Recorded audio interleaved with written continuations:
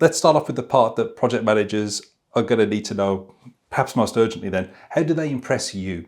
How does a project manager get past you, the recruiter, to get considered for a role? Yeah. Okay. So the way I find candidates primarily is through proactive sourcing and referrals from people I already know. I do advertise roles, and of course people are welcome to apply. But I think, the first encounter I have with candidates is their CV or their LinkedIn profile. So that's where I'd start. So obviously that needs to have as much relevant detail as possible, and it makes me easier to find that candidate. Once you have a conversation, then being able to actually articulate what you've done, being able to demonstrate tangible outcomes and results. These are all important things, and have really good reasons as to why you've left positions, what you're looking for next. Just be clear, concise. And I think one of the things I nearly always look for in a project manager is someone that can speak to both technology and the business. Now, not every project is about technology, but a lot of the time that is included. So someone that can speak in a slightly different way to both parties. How important then, you say the LinkedIn profile is one of the things that you look at first. Is there anything in particular that makes somebody stand out on that? Is it something in their headline, or are you doing some sort of a role search based on history? How does your experience with using LinkedIn work? Yeah, well, as a recruiter, you do tend to use a lot of keywords, but you also will look at industries people have worked in, how many years experience, things like that. So the more information you put in and the more accurate it is, the more likely I'm going to be able to find that person. One of the things that is useful is this sort of open to work thing that you get on LinkedIn. And I see that there is some discussion around whether or not that's a good thing or bad thing. Personally, I think if you're on the market actively, it's a good thing because it does attract the recruiter's attention to your profile. It makes it absolutely crystal clear that you are looking. A lot of people who might be marked as might be open to work, but that haven't got the green circle around them. Actually, when you approach those people, they're not really looking. But if you know that they've got that green circle around their profile, that definitely attracts your attention. Yeah, there seems to be some mixed feelings on LinkedIn around that. Like it's some sort of badge of shame, but it does seem to be useful. Is it something that you can actually filter for? Can you just exclusively look at people who've got that badge on? No, not as far as I'm aware. But obviously, when you're glancing through a list of candidates, it will be obvious from that point. I don't think there's actually a specific search field, as far as I'm aware. Okay. But of course, when you're looking through a list of people, particularly if time is of the essence, which if it's for a contract role, for example, often time is of the essence, and you need to get people over quickly. That's one of the things that may come into play. So, are there any key skills that you look out for then, as in project management specifically? I mean, you mentioned the balance between business and IT, but is there anything skill-wise that's specific that that stands out? Yeah. So one of the things which comes up all the time is handling ambiguity. So that probably means very different things in different organisations, but someone that can sort of go with the flow and sort of find their own way, I hear a lot. So I think there's someone that can make their own way, and maybe they'll be going to an organisation where everything isn't just so. There might not be a process for everything. You might need to define the process or define a way of working. So this is something which I hear a lot. So that's probably my number one. And I think with any project manager, it shouldn't just be a tick box exercise. It should be adding value and improving the way delivery works, rather than being a purely administrative exercise. That's interesting. I've always had this slightly mixed feeling about, say, when you do an update on a job site or on LinkedIn, and you think, well, I'm a project manager, so I need to put that I can plan and manage risk. And it's like, well, these are just parts of the job. You just expect that to be parts of jobs. But it's interesting to hear that you refer to dealing with ambiguity, which is absolutely highly desirable. And I'm willing to bet hardly anybody ever puts that as a trait onto their profiles. Yeah, it's not something I see people write very often, but it's certainly something which comes up in conversation because I'm driving it and because the client has asked me to. And then you just have to ask people for examples of where they've worked in that sort of environment. So that's how you would find out. But you're right, it's rarely written on a profile, but perhaps should be. That's really interesting. So we've immediately got value from this conversation because that gem there, that's an insight into the mind of the person who's hiring. And you're talking there about one of the big drivers, a decision-making driver for the person who's ultimately going to hire this person. And it's something that's probably just been massively overlooked by everybody who's too busy writing that they've got Prince 2, or that they can manage risks, or they can talk to stakeholders, which people just kind of expect anyway. Yeah, I think so. I think you're absolutely right. The vast majority of CVs are going to have those things on. So what is going to make you stand out from the crowd? Well, it will be perhaps working in ambiguous circumstances, or perhaps it will be being very clear around, this project was delivered, on time, in budget, or we saved this amount of money. Those sort of tangible outcomes are really useful. I'm at risk now of completely derailing this interview because That's okay. because I heard about something the other day where somebody was talking about, and it was regarding more about sales than it was to do with recruitment. Yeah. And they were saying that on LinkedIn, you need to make your profile so that you are, rather than being okay for everyone, which is what I think a lot of project managers do when they go to the LinkedIn profile, they make sure they're just average and okay for everyone. You don't want to be okay for everyone. You want to be perfect for someone. Maybe there's some truth in that, yeah? Yeah, absolutely. Yeah, I think in the current marketplace, it's still very much a job-driven, client-driven market. There's lots of people on the market.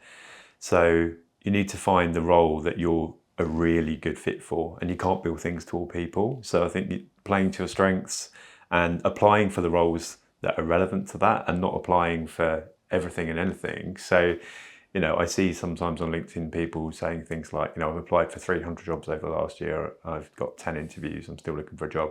I find it very difficult to believe there are 300 jobs that are truly suitable for any one candidate in the current climate. So, and it can be a very thankless task if you're approaching it in that way. So I think being more precise and really going after the types of roles and companies and situations that really suit you, it would be my advice. How do you assess if a candidate's the right fit for your client?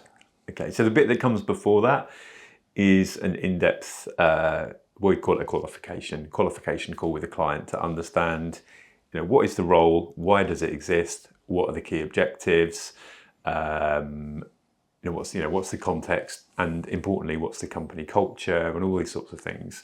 So all of that needs to be understood for me to do the best possible job. And then I will go and find people that fit that brief and have a similarly robust conversation with a number of candidates. So it's drawing out specific examples and people's background that match the brief. So I've been working in this field for 23 years now. So there is quite a lot of intuition involved in it as well, and stuff that is probably a little bit less tangible. I don't put people through any assessments, particularly unless the client is asking me to do that. But that's a fairly rare circumstance. So mainly it's conversation, asking the right questions that are relevant to that brief, and really drawing out those pertinent details. Okay, so you get those details from the client, then the candidates start sending CVs in, and you start scanning through those, start talking to them. Yep. I've been on both sides of this. I've been on the candidate side probably more frequently, but I've been on the client side where we get loads of CVs coming through from recruiters that just don't match what we've asked for. What's going wrong at that part of the process when that's happening? Well, I think a lot of the time it is because the client hasn't invested that time in that conversation at the beginning. And sometimes the client might say, just send me what you've got, or it might be released through a portal or a third party. And then, the essence of that requirement is really lost through that process. So how it works best is if I have direct contact with a hiring manager, can have that discussion. It's going to work a lot better than it going through talent or HR and then coming to me, or just being released in a portal, because what you see on the page is not the whole story, right? So if a client is just sending you a job spec and saying do your best, that's where you start to get those mismatches, and you start to become a bit of a CV factory as a recruitment agent. And that's certainly at the end of the market I operate. That's not the right way to do it. So you start getting the CVs coming through. What's your activity then? You're screening the CVs to see if they match. Now, is there automation involved in any of this when you're getting these CVs? For me, no. I think maybe there is for some, but actually I only advertise a small number of roles that I'm working on because you could very easily get overwhelmed. So actually a lot of my job is proactively finding people. But in the circumstance where I have advertised a job, I will look at every profile.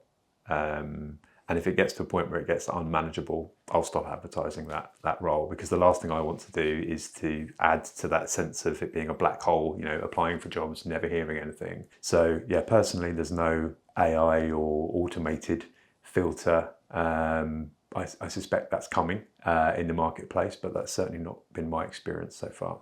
Is there some sort of filtering that other agencies use, any kind of automation that you're aware of? Well, my former colleagues who work in other agencies, people I know, aren't using that tech today, no. I'm not saying it doesn't exist, but I don't think it's common. There's a understanding, or a perception at least, maybe it's false, that there is some sort of keyword filtering that takes place before the CV gets to a human, and that things are being filtered out before they land in front of a human. You say that you've not encountered that? No, I haven't encountered it at all. No. Wow. Dispelled a myth. Yeah.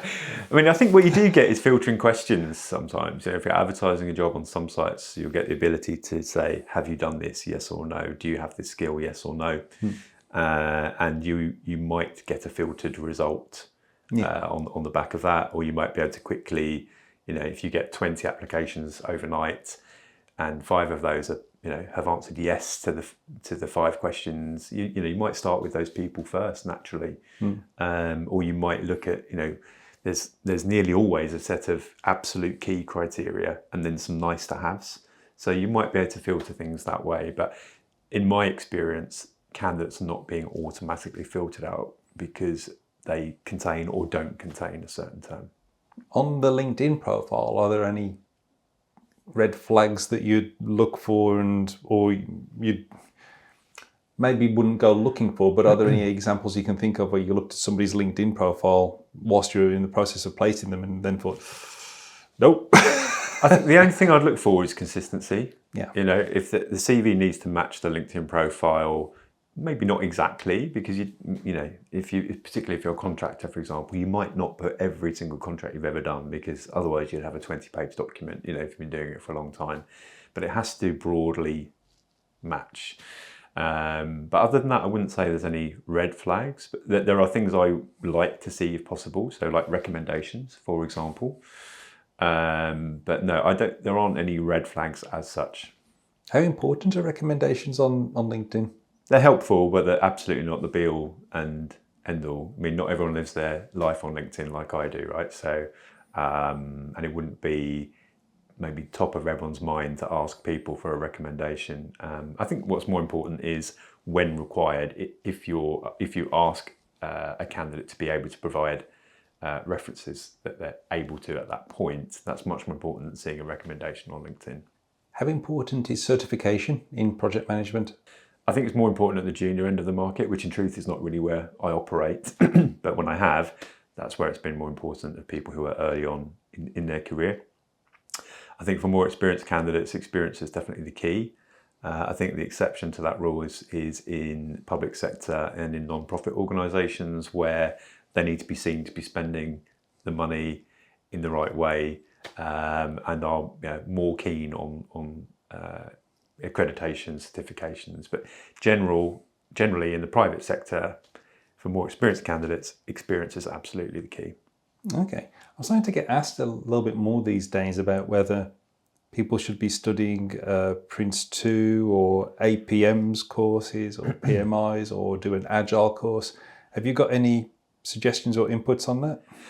Yeah, I very rarely get asked for Prince 2 Really? these days. Yeah, very rarely. I get asked for Agile a lot more often. Perhaps that's a reflection of the type of business that I do. A lot of the projects that where I place people into have a technology flavour to them.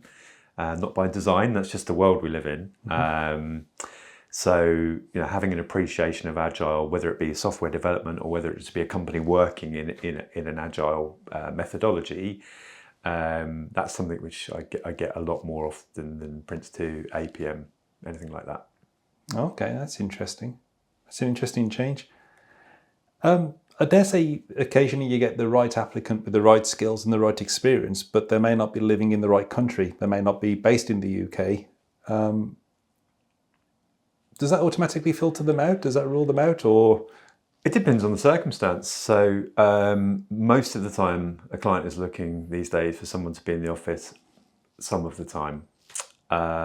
So if a candidate is looking for something fully remote, then those jobs do exist, but they are relatively few and far between. I think we had an increase in them obviously over the pandemic and subsequently, but there's now a drift to having people back in the office. So that's one thing. If someone's looking to relocate, again, it would depend on their reasons for relocating, if they're specifically relocating to that area, and whether the client is willing to support that financially. There's lots of different factors, so it's not really, I can't really give you a simple answer, but there's less chance of it going wrong if the candidate already lives in that country and lives in the area. But if someone's relocating, that has to be a good reason. how do you help project managers to prepare before meeting the client for their interviews?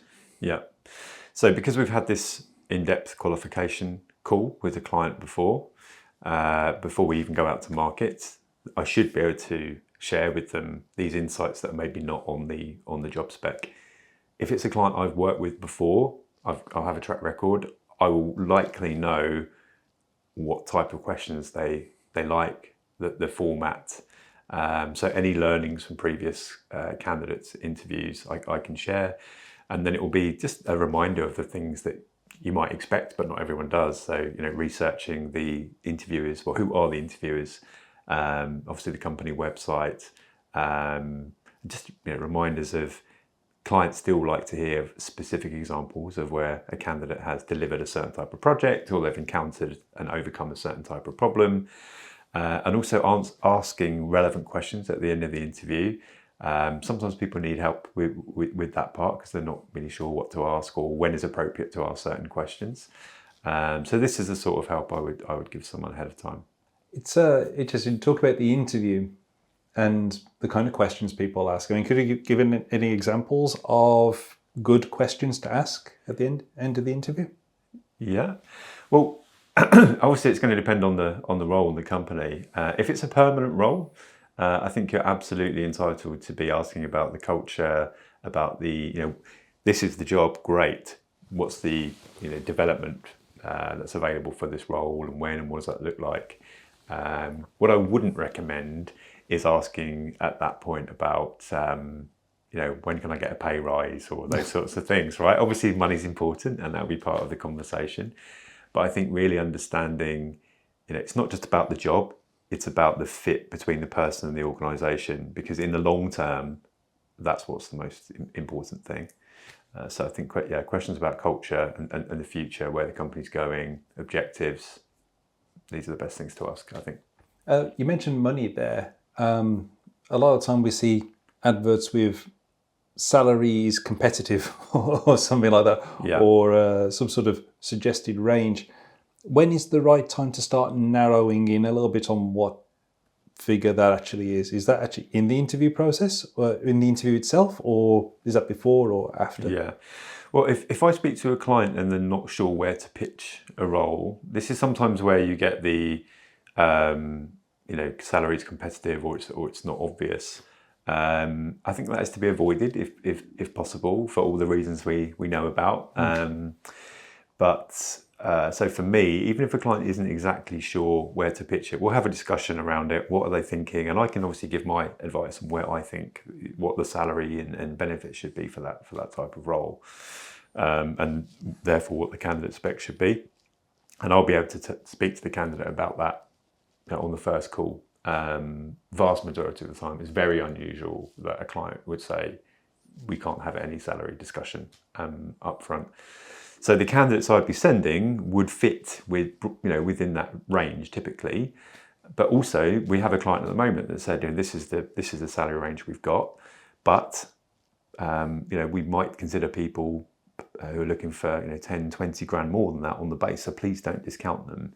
So we just make it absolutely clear if a candidate is being sent over who's over budget, the client will know that when they're interviewing them or engaging with them. And actually, my colleague just made a placement this week where the candidate has got a higher salary than the client was originally pitching for, because he was the only one that we could find that had the skills and experience they needed. The people in the salary bracket were too junior, and it's worked out. Oh, excellent. Regarding salary negotiations, though, imagine it gets to the part where you found the suitable candidate, the client loves them, and then the candidate says, you know what, I want more money. Yeah, I'm sure it happens. It does happen, yeah. How's the best way for everyone in this situation to handle this? Yeah. Ordinarily, I would prefer to handle that conversation with the client rather than the candidate and the client have that conversation directly. But sometimes it makes sense for the candidate and the client to hash things out between them. But it's part of our job to facilitate those conversations. I think it depends on the reason for that. So sometimes, through the interview process, it becomes clear that the job is bigger than the candidate thought it was in the first place and might require a higher salary, or indeed through that interview process, they've maybe got some other jobs that they're interviewing for, which are similar but paying higher salaries, but this is the job they want for another reason, like culture. So it just depends on the reason. If it's just a moving of goalposts at the last minute for no other reason than I want more money, that's not going to go down that well, to be honest. So there needs to be a good reason. Are there any common mistakes that you see in how candidates deal with clients and maybe even with yourself? If you take too long to get back to someone, whether that be a candidate or client, in fact, I think that can often be a bad sign, or gives off the wrong vibes. At least, I think as being as honest and transparent as possible throughout the process it is a good thing, and not having any nasty surprises at the end. So whether that be salary expectations or other roles that you've got on interview, I just think honesty is the best policy. I sometimes see again, going back to LinkedIn here, some frustration that seems to come from people when they're talking about they're unable to fill their roles because everyone wants to work from home. Mm-hmm. So there's a lot more people asking for remote work. Is that actually a source of frustration for recruiters? Yes and no. Again, I think particularly at the junior end of the market, my genuine belief is that if you're not in the office, it's going to stunt your development a bit, because yes, video calls are great, phone calls are great, but there's no excuse for nothing better than spending time with people in person.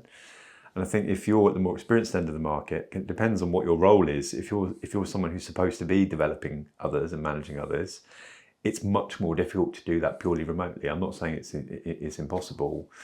So there is a bit of a mismatch sometimes between what the client wants and what the candidate wants in terms of hybrid working. But there has definitely been a move back to being in the office a little bit more. So companies that were 2 days in the office are now 3, perhaps. Companies that were 3 days in the office are now 4. These are the sort of patterns we're seeing. But of course, there are exceptions to the rule. So tech firms, fintech, these types of organisations are probably more likely to be flexible than more traditional organisations, perhaps. Should project managers be reaching out to recruiters maybe even when they're not looking for jobs, but just to maintain connections and maintain contact? I think maintaining contact probably reactively is what I would suggest if you're not looking, because there's no harm in being kept, informed of what's going on in the market, or just keeping those relationships going. I think if you're working full-time, part-time, working, and you're not looking, I'm not sure who's going to have the time to proactively reach out to recruiters. But yeah, certainly if you're, even if maybe you're just thinking about it or keeping your eyes peeled, certainly no harm in maintaining those relationships. Do you have any advice for anybody looking for their first job in project management? Yeah, I think the certifications that we mentioned earlier, definitely if you're at the more junior end of the market, that's going to help you. And I think at any level, but particularly at the junior level, don't be afraid to use your own connections and network. And that will probably feel uncomfortable at the beginning, but it's worth doing, you know. So if you have an ex-colleague or a family member or whoever that's working in an organisation that can get you some experience, even if it's not a permanent job or a long-term contract, that's really valuable. So yes, recruiters may be able to help you, and there might be a job you can apply for online, but use that existing personal network. If you've got one piece of advice you can share for project managers currently navigating today's job market, what would it be?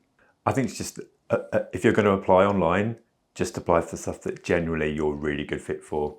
Otherwise, you're on a bit of a hiding to nothing, I think, at the moment, being a very job-driven market, and there are many people applying. So just apply, be very precise about what you're applying for, and make sure you're a really good fit for it. I think desperation probably drives that shotgun approach, but I don't think it works. No, I'm afraid in the current climate it's not going to, because unless it's an extremely niche role, there's probably going to be someone out there that fits the bill pretty well. And if you're a 3 out of 5, for example, you're just not going to get a look in at the moment. Hopefully that will change over the next year if the market continues to pick up. But right now, you need to be a pretty good fit.